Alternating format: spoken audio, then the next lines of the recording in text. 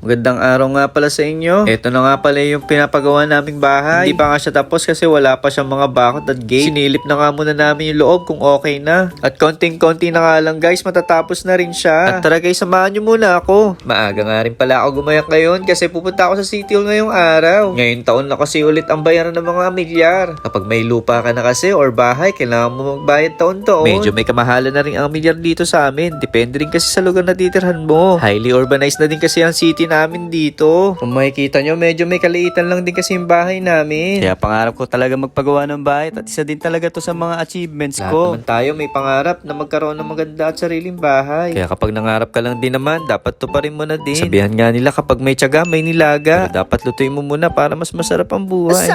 Buti na nga lang di masyado maaraw guys. Takot din kasi ako maaraw, baka malusaw tayo bigla. Umalis na nga rin pala ako ng bahay at dumiretso na ako sa pupuntahan ko. Hindi naman kalayuan City Hall sa amin, kaya mabilis lang din ako dumating. At dito nga iniwan ko muna yung motor ko. Sinetap ko nga pala yung camera ko dito para kunwari nasa Korea na Bella ako.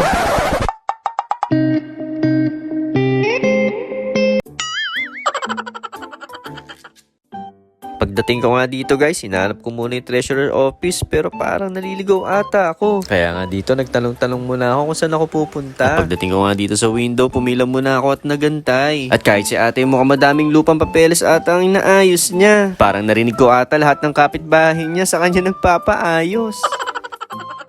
At dito nga tayo tinuro papunta. Sahan ko nga daw medyo mahaba ang pila dahil madami ang nagbabayad sa amilyar. Pero sa akin hindi naman nabago yun dahil sanay naman ako maghintay para sa iyo.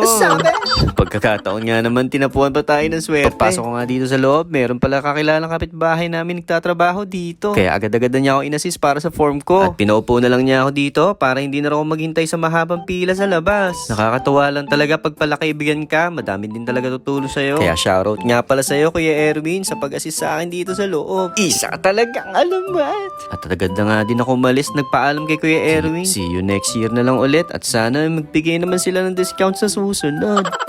Mga oras nga nito, medyo nagugutom na pala ako dahil hindi naman ako kumain ng magahan. Hindi nga rin pala ako nakapagluto kaya kakain na lang muna tayo sa labas. Medyo malapit nga lang din pala yung SM dito. Hira na lang din kasi ako mapag-mall ngayon. Madalang na lang din kasi ako lumabas at nagtitipid nga din kasi ako. At dahil magtatanghalian na nga din, dito na ako kakain at nililibot ko na din kayo. Yun nga lang guys, nakalimutan ko na pala mag-video dahil sa sobrang gutom ko. Medyo mahaba pa naman ang oras at pahapon na din. Pinuntahan ko na rin pala yung lupa at bahay na titiran namin. At nakakatuwa nga lang din dahil madami na rin pala nakatayo na kapitbahay dito. Nung nabili kasi namin yung lupa, halos bakante lahat. Yung iba kasi investment lang talaga yung ginagawa sa lupa. Pero madami na din talaga nagpapagawa ng mga bahay ngayon. At pinuntahan na nga namin yung bahay na pinapatayo namin guys. Halos magkakamukha lang din naman ng mga design nito. Isa lang din ng kulay, parang binasi nila sa modern design. At nakita nyo guys, wala pa siyang bakod dito. Inuuna talaga nila ipatayo ng bahay. Ito nga pala yung 2-story house design. Para sa akin, pwede na to para sa maliit na pamilya.